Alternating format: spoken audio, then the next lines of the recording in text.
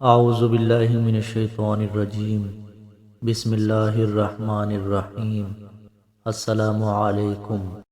اللہ تعالیٰ نے اپنے رسول صلی اللہ علیہ وسلم سے ارشاد فرمایا، آپ ان سے پوچھئے بھلا یہ تو بتاؤ کہ اگر اللہ تعالیٰ تم پر ہمیشہ قیامت کے دن تک رات ہی رہنے دے تو اللہ تعالیٰ کے سوا وہ کون سا معبود ہے جو تمہارے لیے روشنی لے آئے؟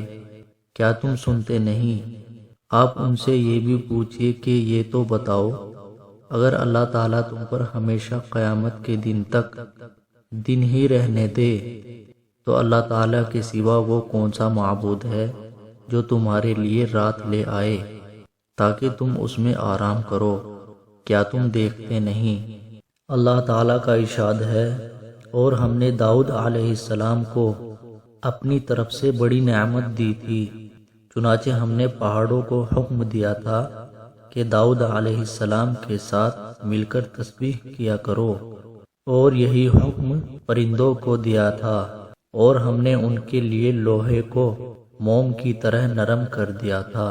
اللہ تعالیٰ کا ارشاد ہے، ہم نے قارون کی شرارتوں کی وجہ سے اس کو اپنے محل سمیت زمین میں دھسا دیا، پھر اس کی مدد کے لیے کوئی جماعت بھی کھڑی نہیں ہوئی جو اللہ تعالیٰ کے عذاب سے اس کو بچا لیتی، اور نہ وہ اپنے آپ کو خود ہی بچا سکا۔